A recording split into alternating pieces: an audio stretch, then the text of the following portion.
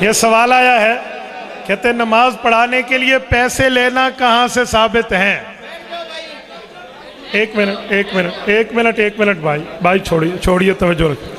کہتے ہیں نماز پڑھانے کے لیے پیسے کہاں سے ثابت ہیں؟ بھائی نماز پڑھانے کے پیسے نہیں ہوتے، پیسے کا مطلب ہوتا ہے آپ لوگ انتظامیہ آپ اٹھو گے تو پھر فائدہ، دوسری مرتبہ آپ لوگوں کو بٹھا رہا ہوں، آپ میں بات ماننا نہیں ہے۔ نماز پڑھانے کے پیسے نہیں ہوتے، پیسے وقت کے ہوتے ہیں کہ وہ وقت کہیں اور لگاتا، مزدوری کرتا تو تب بھی اس کو پیسے ملتے، تو بہتر ہے ایک بندہ ہماری نماز کا مستقل ذمہ دار ہے۔ ٹھیک ہو گیا؟ صحیح مسلم میں ہے کہ ایسے منافق ہیں وہ جنت میں داخل نہیں ہوں گے۔ ٹھیک ہے، حضور علیہ السلام کی جماعت میں منافقین سے مراد عبداللہ بن ابی منافق مراد ہے، پیغمبر کے صحابہ اس سے نہیں ہیں۔ جو صحابہ کو منافق کہے وہ خود بے ایمان ہے۔ جو رسول اللہ کو حاضر ناظر مانتے ہیں ان کے پیچھے اور مماتی کے پیچھے نماز کا حکم، بابا دارالعلوم دیوبند کا فتویٰ میں بتا چکا ہوں، مماتیت کے پیچھے نماز نہیں ہوتی۔ ٹھیک ہے، یہ اس بندے نے دباؤ سے مانا ہے، ورنہ مماتی نہیں مانتے۔ میں سابقہ مماتی ہوں، میں سید چتروڑی کے ہاتھ پر مماتی ہوا تھا، یہ تو رب نے مولانا نواز شہید رحمہ اللہ کی برکت سے ہمیں دوبارہ اس طرف لایا۔ جی ہاں، ٹھیک ہے نا؟ تو میں ان کو جانتا ہوں، یہ اندر سے اوپر نیچے کی ڈنڈی مارتے ہیں۔ کہتے ہیں ایک جگہ آیا ہے مولا علی نہیں مولا علی گرامر سے صاحب۔ بھائی بات یہ ہے، رسول پاک علیہ الصلوۃ والسلام نے جو مولا علی کا لفظ فرمایا ہے، پوری حدیث پڑھیں اور اس مولا کا معنی کیا ہے۔ حضور پاک نے فرمایا من کنت مولاہ فعلی مولا اللہم والی من والاہ وعادی من آداہ۔ اے میرے لوگوں، جو مجھے دوست رکھتا ہے وہ علی کو دوست رکھے، اور اے اللہ جو علی کو دوست رکھتا ہے تو دوست رکھ، جو دشمن رکھتا ہے تو دشمن رکھ۔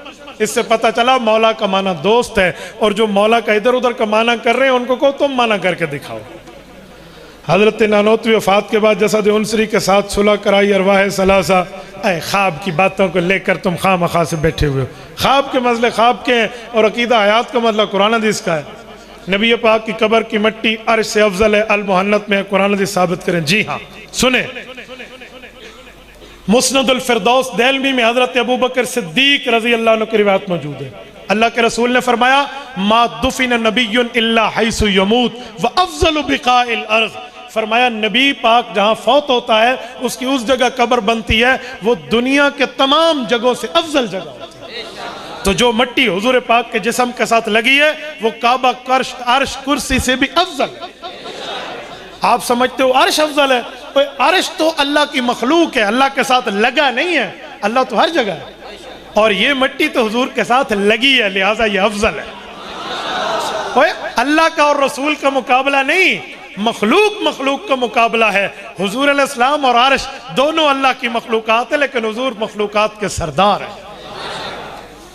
انبیاء معصوم، صحابہ محفوظ۔ علماء دیوبند کیا مانتے ہیں؟ تو ہم یہی مانتے ہیں، جو انبیاء کو معصوم نہ مانے وہ بھی بے ایمان، جو صحابہ کو محفوظ نہ مانے یہ بھی بے ایمان۔ ہمارے اولیاء کے بارے میں کیا خیال ہے؟ میں پہلے کہہ چکا ہوں، بھئی عام انسان سے غلطی ہو سکتی ہے، لیکن غلطی ہو سکنا اور ہے، غلطی ہونا اور ہے۔ آپ کو بخار ہو سکتا ہے، کینسر ہو سکتا ہے، بلڈ پریشر ہو سکتا ہے، اس کا یہ معنی نہیں ہے کہ ابھی ہو گیا ہے۔ ہو سکنا اور ہے، ہونا اور ہے۔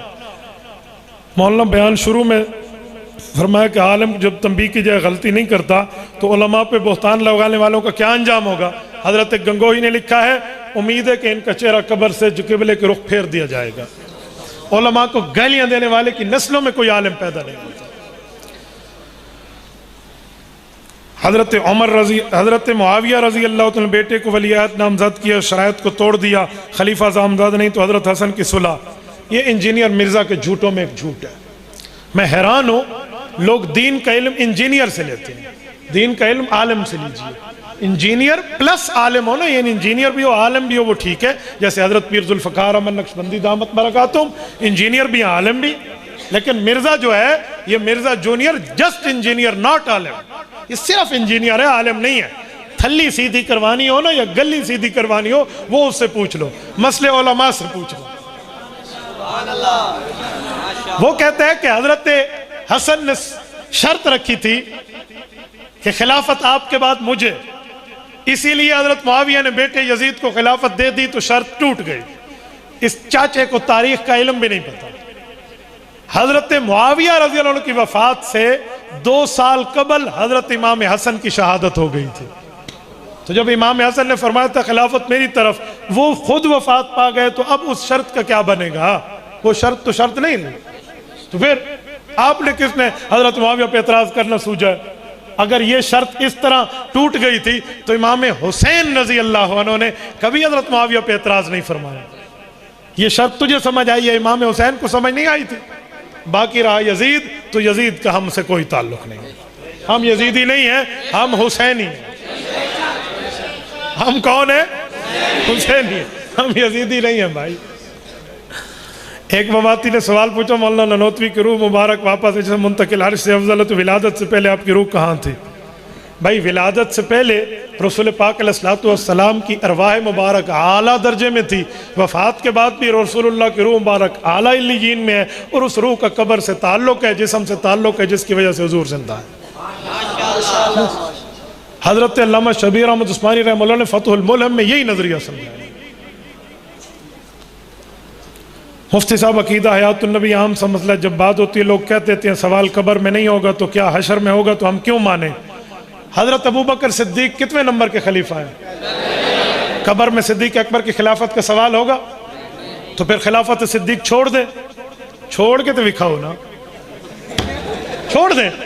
بھائی قبر میں سوال کل 3 ہے، وہاں شادی کا نہیں ہے، تو نے بیوی کیوں رکھی ہوئی ہے پھر؟ زال واسطے تو تے کو 2-3 دفعہ حدیث یاد ہے. ہونے مولانا میں نے ابھی بتایا ان کو کہ میں یہ انعام دوں گا گھڑی اگر اس سوال کا جواب دیں. ساتھ میں نے بتایا میرے تیسرے سسر نے سعودیہ سے بھیجی ہے. تو لوگوں نے کہا سبحان اللہ. میں نے کہا تم نے انعام پہ نہیں کہا، کسی اور پہ لفظ پہ کہا. تو بھائی قبر میں سوال کی بات اپنی جگہ، لیکن عقائد اپنی جگہ. میں ایک جملہ کہتا ہوں کہ قبر میں سوال عقائد کا ہوگا. اس میں عقیدہ توحید بھی ہے، عقیدہ رسالت بھی ہے، معیار صحابیت بھی ہے، ختم نبوت بھی ہے، حیات النبی بھی ہے. آپ کہیں گے دلیل؟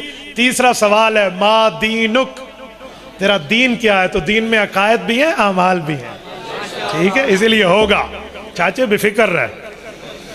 قرآن پاک سے ثابت ہے کہ مائیں غالباً 2 سال دودھ پلائیں. تو 2 سالوں کا مطلب ہے بچوں کے درمیان وقفہ، وقفے کی طرف اشارہ ہے. اللہ کا قانون ہے عورت کا جب حمل ہو جائے تو دودھ بند ہو جاتا ہے، نہیں آتا. تو 2 سال والی بات مکمل نہیں ہوتی. آپ سے صبر نہیں ہوتا پھر؟ آپ بھی صبر کر لیا. آپ اپنے صبر کے معاملات دیکھیں، باقی آپ نے بات ٹھیک لکھی ہے. مفتی صاحب علماء کرام کالا کپڑا پہننے کو برا کہتے ہیں، اور اس بارے میں آپ کہاں ہیں؟ کعبے کا غلاف کالا ہے. بھئی کالا کپڑا محرم الحرام میں مسلمان آدمی کے لیے علماء منع کرتے ہیں. کعبۃ اللہ مسلمان آدمی ہے؟ ہاں سبحان اللہ، کیسا سوال ہے. نمبر 2، کالا کپڑا منع نہیں ہے، لیکن محرم میں تشبہ کی وجہ سے ہم منع کرتے ہیں. عام دنوں میں کالے کپڑے پہننے کی کوئی ممانعت نہیں ہے. کتاب الخراج کے مقدمے میں امام یعقوب ابن ابراہیم قاضی ابو یوسف رحمہ اللہ نے لکھا ہے کہ احناف کے قاضی کالا لباس پہنا کرتے تھے. ہم تو تشبہ کی وجہ سے منع کرتے ہیں کہ تشبیہ نہ ہو جائے. وہ ان دنوں میں منع ہے، ورنہ کالے کا منع نہیں ہے. ہمارے مسلک کے عالم دین جنہوں نے عجیب سامان بنایا ہے، اہل بیت سے محبت ہونا، شیعہ ہوتا تو میں شیعہ ہوتا، تو اس عالم دین کے بارے میں آپ کیا کہتے ہیں؟ یہ جانے اور اس کا خدا جانے. یہ بلا ہمارے گل میں نہ ڈالیں بابا، بات سیدھی. میرے گلے میں نہ ڈالیں. جس کو یہ بننے کا شوق ہے وہ بن جائے، ہمیں اس سے کوئی لینا دینا نہیں ہے. ہم اہل حق کی بات کر رہے ہیں، ان جیسے مولویوں کی بات نہیں کر رہے. جزاکم اللہ تعالی.